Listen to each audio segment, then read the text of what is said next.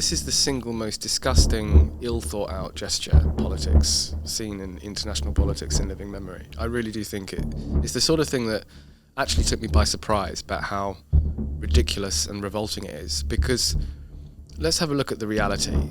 There is no fixed population in Palestine. There's no fixed borders. No one's in charge. There's no real national identity there. None of the conditions for statehood under international law are met. They could claim that countries from the Central and Eastern Europe, they are just like these bad boys and girls of Europe. They don't get on with the program. They are learning democracy because they never had democracy before, historically, right? Like Poland, one of the first constitutions in the world. No, we never experienced that before. Thanks to the enlightened ones from Western Europe, we can learn now. So we were penalized. We had these procedures with rule of law and other matters. So hello and welcome back to the MCC Brussels Podcast. I'm Jacob Reynolds. This week, delighted to welcome a new guest to the podcast. Welcome to the writer and lawyer Luke Gittos. Hi. And welcome back to our colleague Agnieszka Kolek. Thank you for having me. This week on the podcast, lots to get through. We're going to take a look at whether we should designate Antifa as a terrorist organization. We're going to have a look at Macron becoming the new savior of Palestine. And we're also going to ask the question, or answer the question, is Europe succumbing to American-style culture wars? Now, first up, this question about Antifa has been kind of all over the news in the last week or so because firstly, obviously in the wake of the awful assassination of Charlie Kirk, there's been significant pressure in the US around Antifa and indeed designating it as a terrorist organization. Lots of people in Europe, lots of our friends on the conservative right are keen that European countries should follow suit. So the Hungarian government has put forward a motion to do this, and in the European Parliament, a similar motion has been proposed. Now, we can make it very clear that, people who follow our work will know that we're no friends of Antifa and they're no friends of us, and we certainly need to find a way to deal with their anti-democratic tendencies, the way they want to shut down debate and the way that that's turned and is turning increasingly violent. But Luke, labelling them a terrorist organisation, banning them, what's the way to deal with Antifa? I think prescribing them would be a huge mistake and an extremely dangerous precedent. We've seen how prescribing these sorts of groups plays out in the UK in the context of groups like Palestine Action. It leads to mass arrest. It leads to people being criminalised for expressions of support.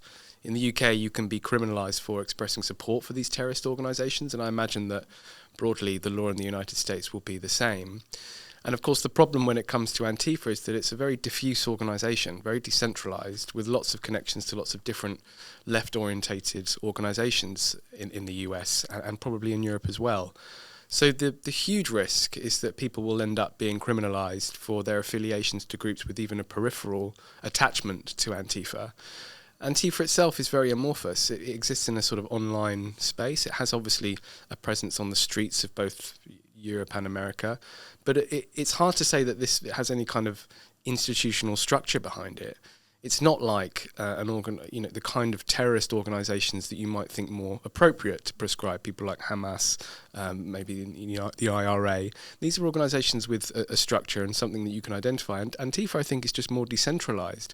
So I think the obvious risk is that this will be used to crush free speech, free association. And I think that in Europe we should push back against that. Trump has said very explicitly in the aftermath of the shooting of Charlie Kirk that he wishes the worst on his enemies. And we remember at the memorial that he was positioned himself explicitly and starkly in contrast to Charlie Kirk's wife, who made the famous forgiving statements towards Charlie Kirk's killer. I do share the worries of some on the left in America that this is going to be used as a means of quelling leftist activities. And I think we need to be repeatedly on the guard for that, because free speech under Trump has always been very fragile. He's not someone who has demonstrated a clear commitment to freedom of expression. He's not someone that values the space of free debate. He talks about it a lot, but he's also very, very aggressive in pursuing his political opponents and is not afraid of using the law to come down on people that are perceived to disagree with him. Now, of course, that's true of Trump's opponents as well.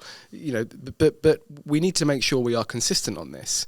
And prescribing Antifa, I think, is a ridiculous reaction, and it's one that's entirely disproportionate. The only other thing to say about this is that the alleged killer of Charlie Kirk, it's very hard to discern precisely what his political allegiances were at this stage, and I think both sides, to some extent, have been slightly guilty of saying that there is a definitive set of ideologies behind what happened.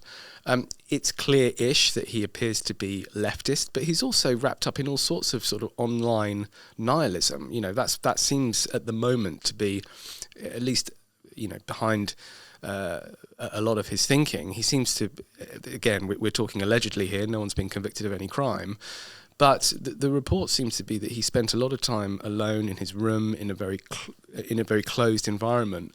So at the very least, we need to reserve judgment about the political influence behind this shooting and really get a strong idea as to what led to this individual's radicalization, because I think at the moment it seems far from clear.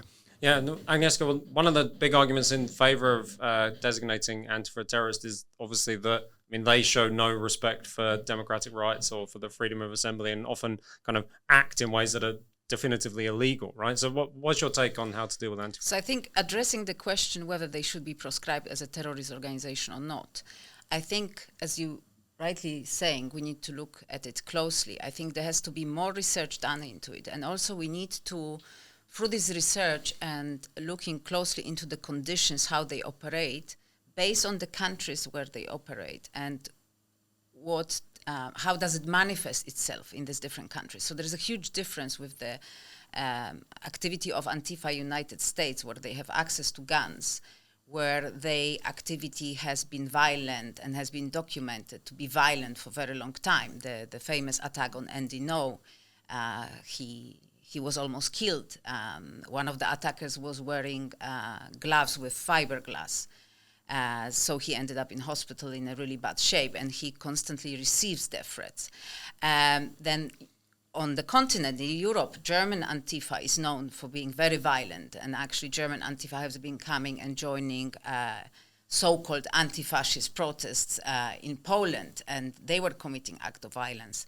We see the riots in France, where the political issues, the social issues get kind of hijacked by the very violent Antifa mobs, causing huge distractions and chaos.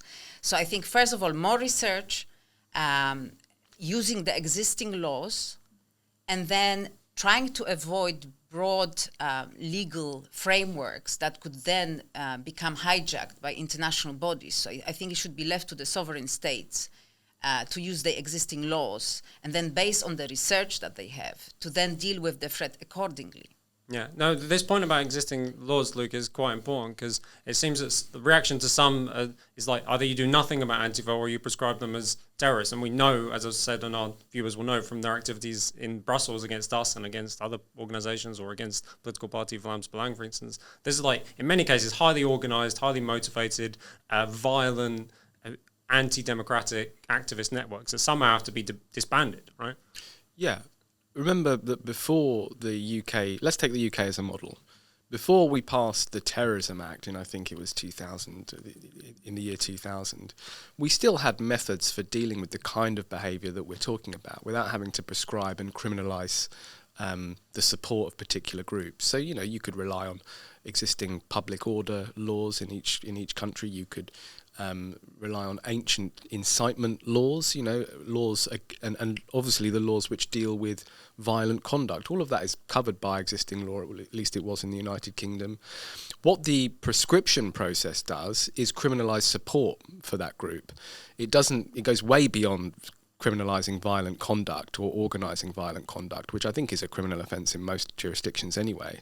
It's that criminalisation of support that is so dangerous and can lead to the ridiculous spectacles we've had in London over people being arrested for holding a placard saying, I support Palestine action. I mean, more than anything else, it is just unmanageable. You know, if you are seriously going to anticipate criminalising expressions of support for Antifa, the likely outcome is you will have tens of thousands of people coming out on the street expressing their support for Antifa and inviting their own arrest.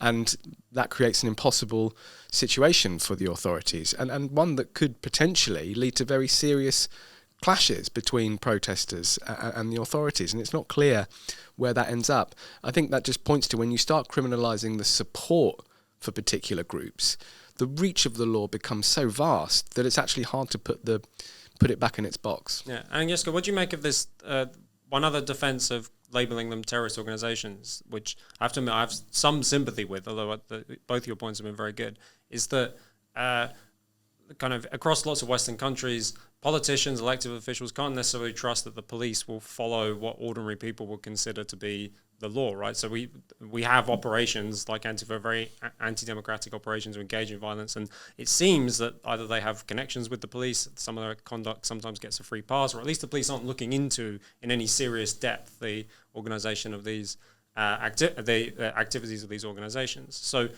one suggestion is that you label them terrorists, and at least the police are forced to deal with them.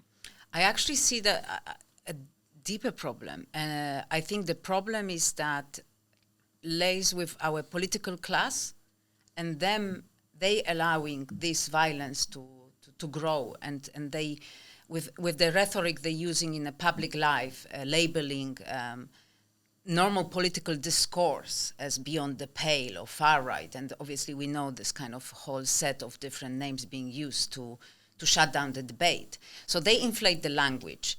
This is a bit like a wink towards anyone then coming out in the street and first protesting, but then if it's not enough, then throwing eggs, and then maybe something else, and then creating these really dangerous situations where someone can get killed. And then the media class that serves the political class, repeating these lies and inflating this language. And then I also think we need to go to universities, what's happening at universities with young people, with the rhetoric, with shutting down the free speech already there, and in a sense creating a class of citizens where they feel more to be activists than actually doing any professional job in a way that you should do the professional job. So if you work in the media, you're supposed to report on the news, you shouldn't create the news. So be the informant to your Antifa colleagues. Then if you are a judge, if you work in the legal system, you should treat people equally according to the law instead of then creating these double standards, because we also see that with how different political protests are being treated, how they are reported. So this is not equal way of treating these matters. So I think this is the tip of the iceberg, and then the police obviously has to serve those in power. And they have different pressures, financial pressures, and also the pressures from the politicians. So this is really problematic. And then I think if we dealt with that first, then we could really have the luxury of going to the bottom of this issue. Why the young people turn to these online spaces? What do they read there? And it's not about censorship. It's about addressing the issues they're dealing with in everyday life, and why then they find these ideas fascinating or maybe appealing to them to act on them. Well, just to echo that, I think that's the fundamental question here, which is what causes the kind of nihilism that gives us people like that person accused of killing Charlie Kirk? What is it that makes a young man pick up a rifle and shoot someone for trying to engage in debate? That's a very serious cultural and political problem. I think it has connections to a very serious malaise in the way that we do politics, both in Europe and in America, where giving someone offence or making certain arguments is seen as equivalent to violence. And that's the fundamental problem that we've spent, but I think both sides to some extent have spent the last 2 decades encouraging the idea that other people's ideas can be equivalent to physical harm and physical violence.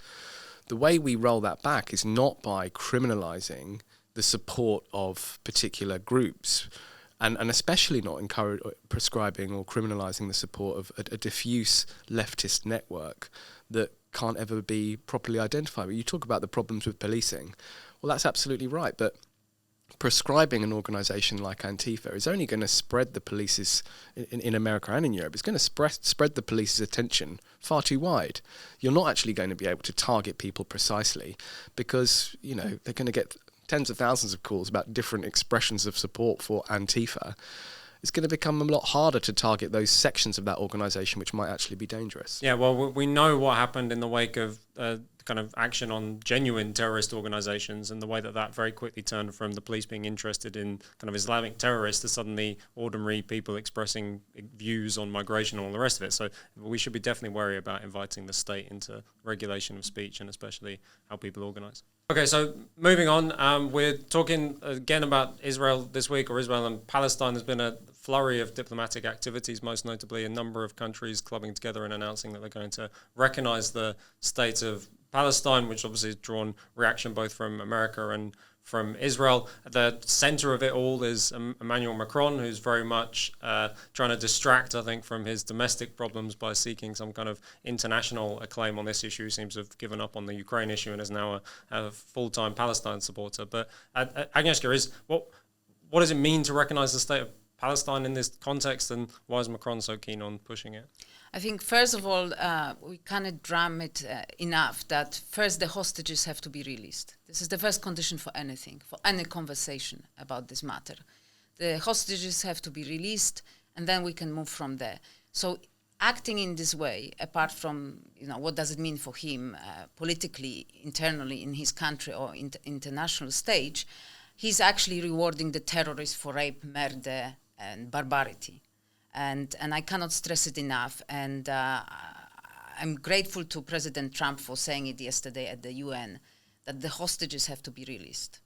Well, to answer your question, it means nothing. I mean, this is the single most disgusting, ill-thought-out gesture politics seen in international politics in living memory. I really do think it's the sort of thing that actually took me by surprise about how ridiculous and revolting it is. Because let's have a look at the reality. There is no fixed population in Palestine.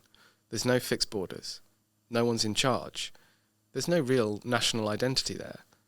None of the conditions for statehood under international law are met.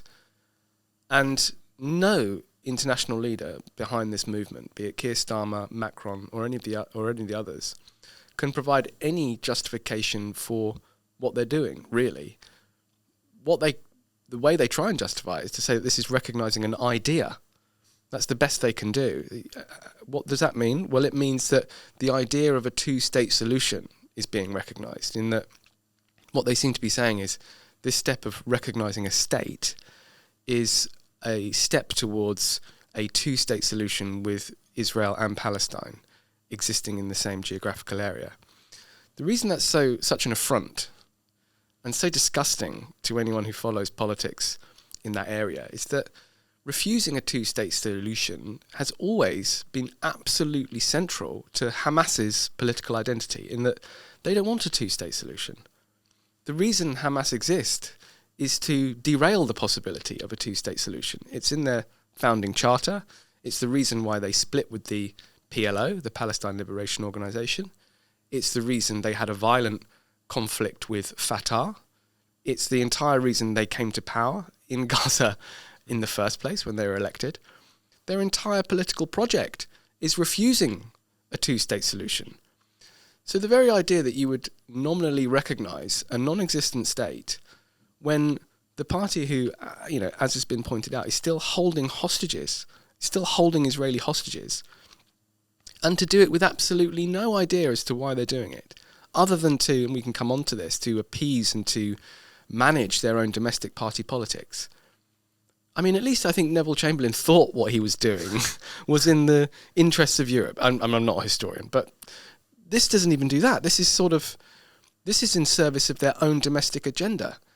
And that, I think, places it in a category all of its own when it comes to absolutely disgusting and ill-thought-out decisions in international politics. Yeah, and I guess, Macron was trying to do this thing where he was actually saying that the reason we're going to recognise Palestine as a state is precisely so we don't allow Hamas to be part of it, because they won't accept a two-state solution. So he was engaged in this kind of really bizarre kind of double playing of the game, which didn't really make sense to me, and I don't think it makes sense to anyone. But effectively what you're doing, isn't it, is you're recognising an organisation and then saying, oh no, we're hoping by recognising you, we're not actually going to, your grip on power is going to be weakened.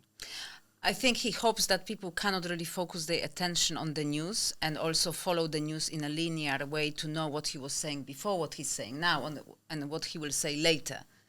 because it's a bit like creating some kind of sound bites and just hoping that people cannot put it all together and then see the narrative that this is all about him and his ego.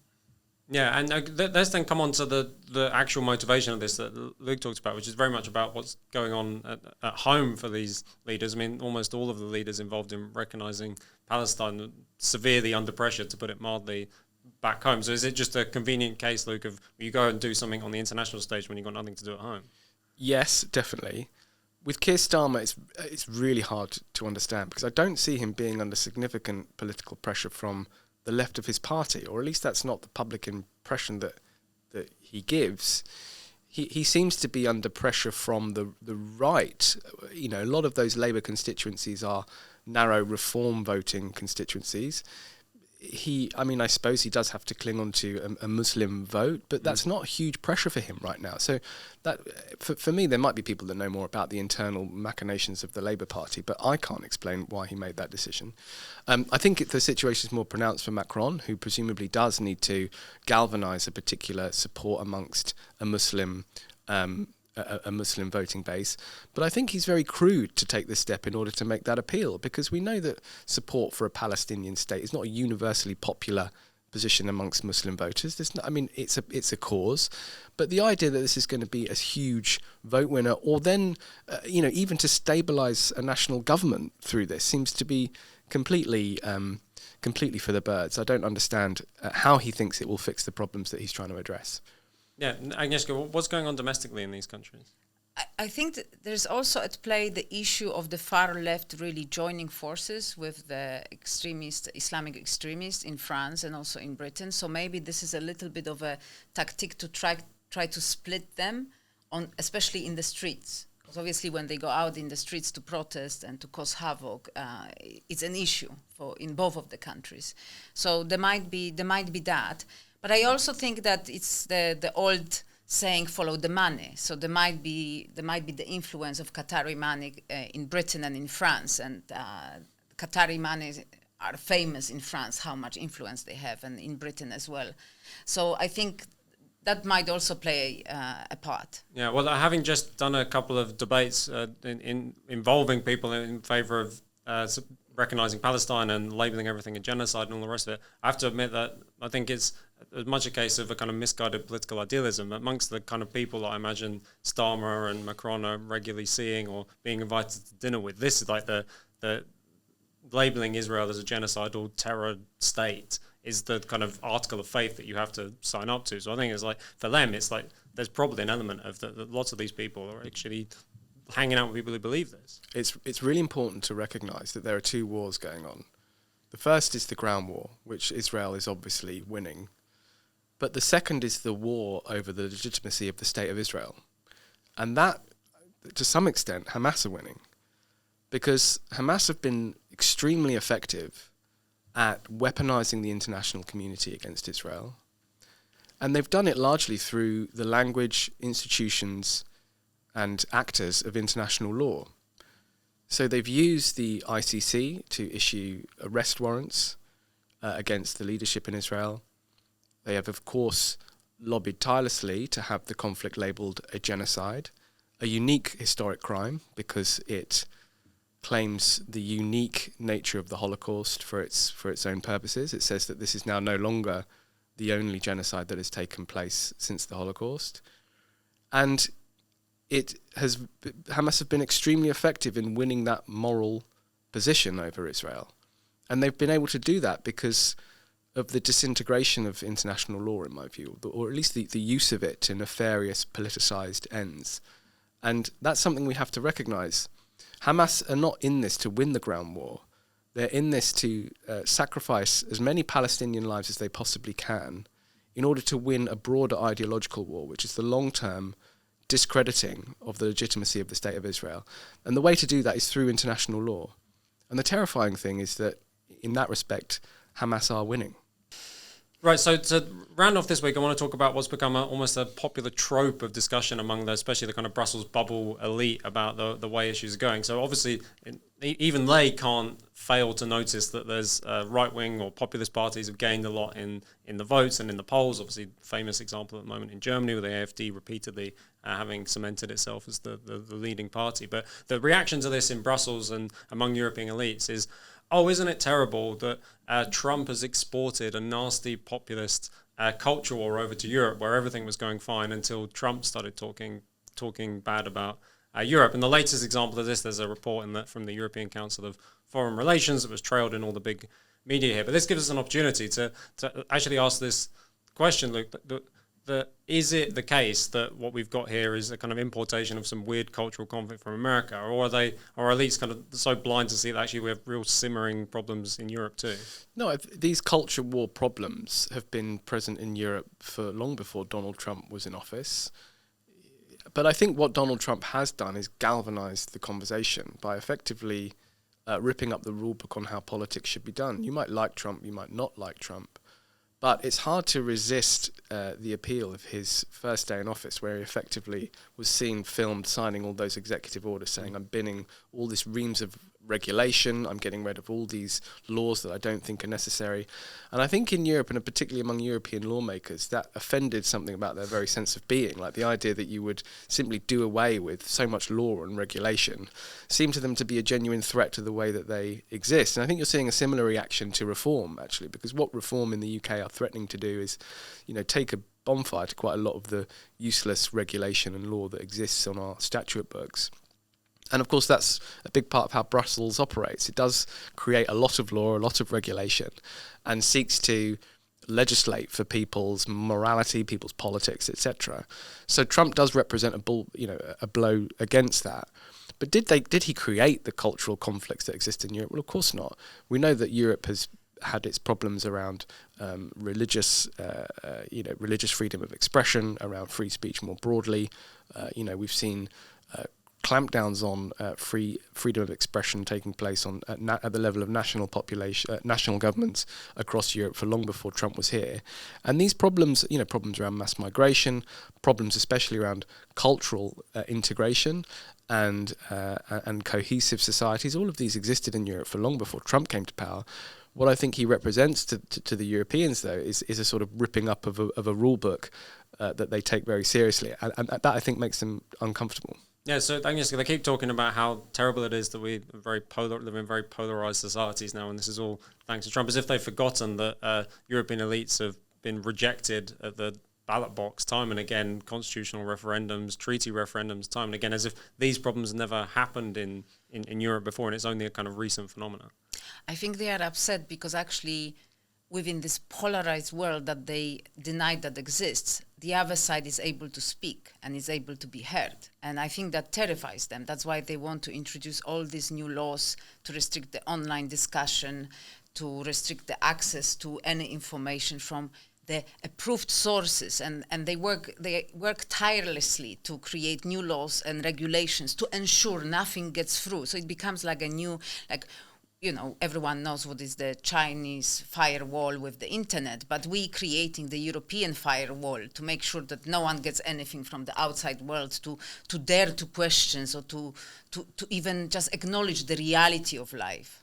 Yeah, and we have a situation now where the mainstream parties across Europe that have kind of moved so far from the concerns of ordinary voters that simply just stating opinions that are held by almost every man and woman on the street, such as that migration is clearly out of control or that the green regulations have had a negative impact on European industry, that's enough for you to be labelled some kind of crazy cultural warrior. Yeah, exactly. I think the mainstream of the European Union has always believed that they reflected mainstream established opinion, and that the opinions had basically been settled on a number of really key issues. And I think that even goes beyond the cultural ones, by the way. I think that it reflects, the way that they think about economic governance, around economic independence, and especially the way they think about democracy. I don't think the European elite anticipated Brexit. I don't think they took before that moment particularly seriously the threat that people would actually leave the European Union. And I think that cynicism of the power of national populations remains, they still, I mean, and they do so at their peril, because I do think there are, as you've hinted at, Jacob, the energy feels like it's behind right of centre, right-wing parties reflecting broad populist movements across Europe. There seems to be a real energy there. And, you know, in the UK, say what you like about reform, they've had a lot of controversies, but they do represent an opportunity to break apart a very established two-party duopoly in the United Kingdom. And I think what you're seeing in other parts of Europe is a similar energy, that there is an outlier party that is attempting to break through an established system, and the ones that are trying to break through are very sceptical of the role that the European Union and European institutions play in everyday life. And I think that worries them. Yes, and I guess, I mean, that's the thing as well we can take heart from in all of this, that they can carry on labelling things as a culture war or an importation of Trump or whatever, but actually it shows they're really on the defensive. First of all, they claim that there is nothing like culture war. This is all fixation of our imagination, because they are all for progress, for being good and kind. So it was like some kind of a mistake, some kind of something was faulty in the program if anyone asked questions or opposed it. Now all of a sudden they say, oh, there is a culture war, so they're playing the victim. They are the victim because they are losing. And what is interesting is that also the dynamics change, because until now, before Trump got into power for the second time and having a kind of well thought through program and really good team to carry it through, they could claim that countries from the Central and Eastern Europe, they are just like these bad boys and girls of Europe. They don't get on with the program. They are learning democracy because they never had democracy before, historically, right? Like Poland, you know, one of the first constitutions in the world. No, we never experienced that before. Thanks to the enlightened ones from Western Europe, we can learn now.